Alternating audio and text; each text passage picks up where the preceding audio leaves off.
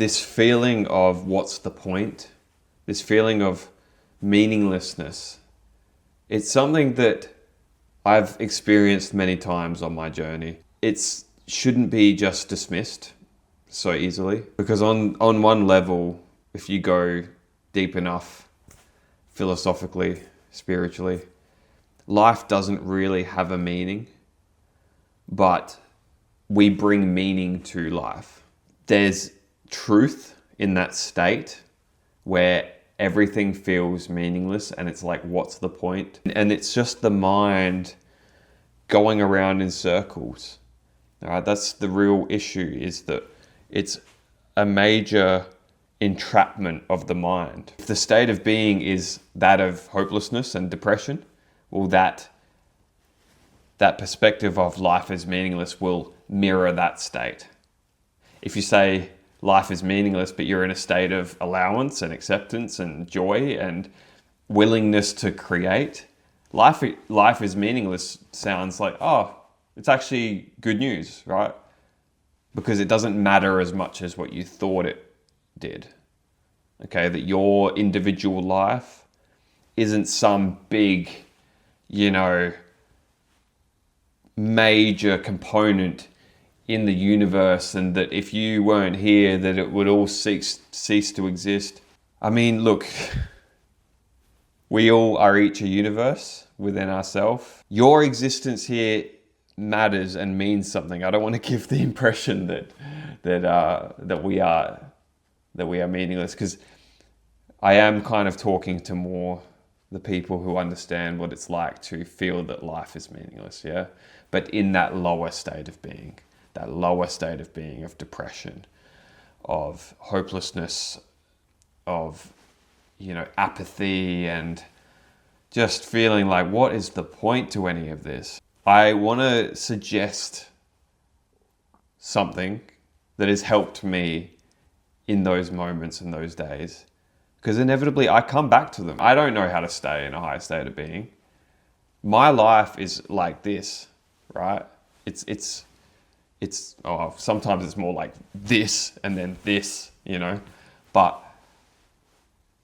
life is in waves for me, and I dare say that it's probably similar for you, that life moves in waves, and we get better at learning how to surf those waves. And really, it's about allowing ourselves to be in those waves, allowing ourselves to be low, and to allow that low, and to be kind and compassionate to ourselves during that low. All right. Sometimes you can't fix the depression or the hopelessness, right? The meaninglessness, right? These are very deep states, and that's why I don't push it aside. I don't think that it's as easy as like, oh, just think more positive, or just change your perspective. No, as I said at the start, life, it's pretty true perspective that life can feel meaningless sometimes, but the state of being, again, is mirroring that. So it's important to focus on your state of being. A way that has helped me during these just awful lows, truly awful. And I know if you're still here and you're watching and you understand what I'm saying, I send my love to you, and I understand how it can feel sometimes and how isolating that feeling can feel, right? A psychologist once told me that it was anhedonia, all right? Anhedonia is just another way of labeling this kind of state of regular, everyday things cease to have any meaning anymore, right? It's a really deep depression where it's like, what is the point in doing any of this? And everything can feel mechanical, and even eating and bathing is just like, what, why would I bother? It's a very harsh place to be. But what makes it worse is getting trapped in your head. All right, our minds have a way of making everything worse or better, right? It's our minds amplify our state of being. So we've got our state of being and then we've got our mind. And whatever state of being we're currently experiencing, the mind is just kind of offshooting thoughts and scenarios from that state of being.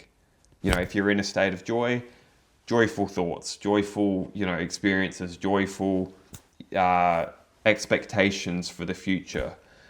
If you're in a really low state, bad thoughts about the future, bad thoughts about the present, bad thoughts about the past.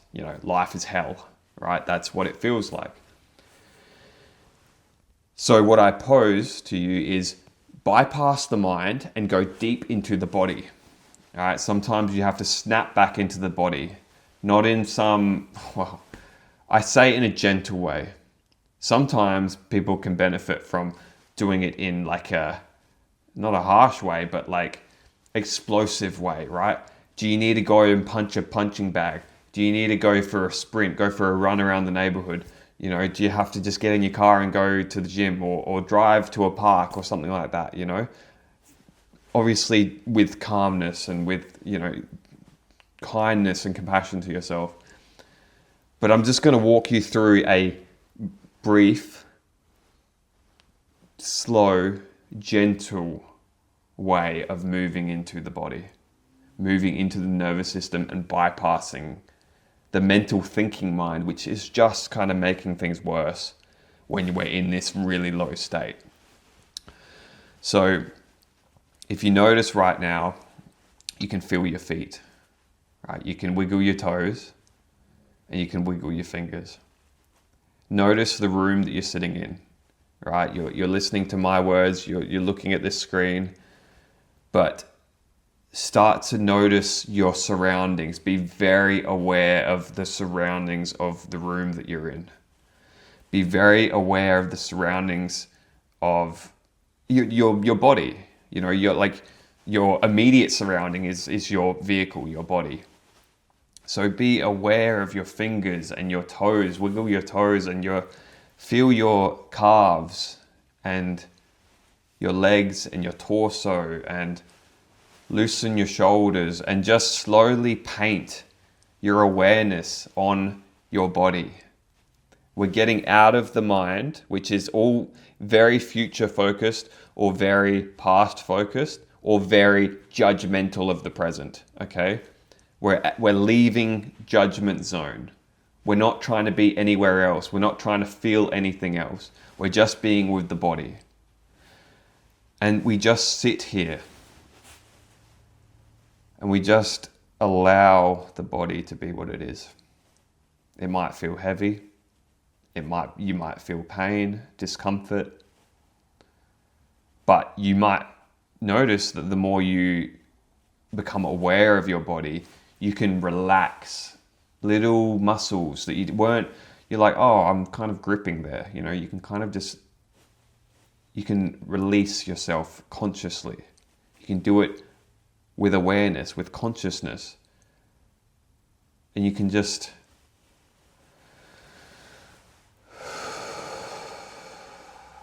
take a breath, slow everything down, all right?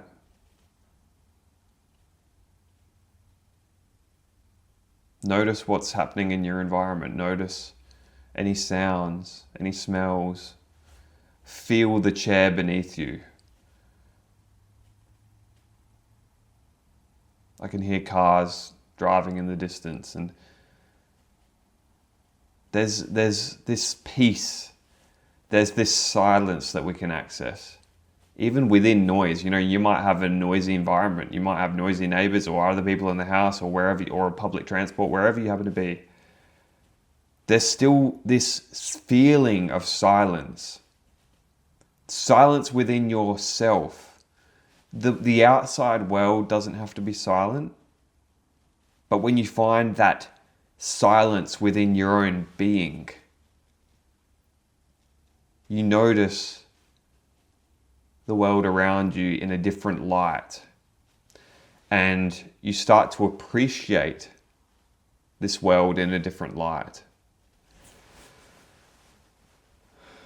And it can be quite beautiful. It can be quite relieving to get out of this overthinking mind, which can be a bully sometimes. It can bully us. It can make false accusations about ourselves, about our life, about other people, about the world. And we need to leave it. We need to leave it behind sometimes. You know, the mind makes a great tool, a great servant, but a terrible leader. You know, terrible master, right? It's not supposed to be our master. We're not supposed to be, you know, have blinders on, you know. Our mind isn't supposed to be, you know, right up in our face like this. We can come back to the body, right? What's real, what's tangible, physical. Coming back to now. That's where you can reclaim your power. That's where you can just find a bit of relief from this day that you might find yourself in sometimes. I know I do. I still do. Have done for many years. With all my techniques, with all my tools, I still get trapped sometimes. I still lose myself. I still walk around with blinders on sometimes, but I'm getting better at noticing and waking up to my senses quicker without going into this, you know, it's like a doom scroll within your own mind. If you made it this far into the video and you're vibing, you might gain a lot of insight from this ebook that I just wrote. Now's the time when I at the end of the video, I'm like, hey, by the way, guys, I have an ebook. And I tighten up. I'm trying to get better at this. I wrote an ebook. It's 46 pages long. It's not very long. My girlfriend read it in about 45 minutes. She's a speed reader though. You can probably read it in about an hour. And it is full of just tools and knowledge and insight and guidance for overcoming inner struggles, finding direction in your life, finding what you're truly passionate about, and building strong relationships. So if that sounds interesting to you, it's free and it's in the link below. It'll take you to my website. You just scroll down, you'll see where the book is. And yeah, if you found this valuable, subscribe. It's always very helpful. And I might try and make more videos like this where I don't cut as much and where I don't edit as much, even though I might ramble on and I might repeat myself and I might sit and think at times. But I think we can all slow down a little bit. We can all slow down a little bit. Anyway, much love, my friend.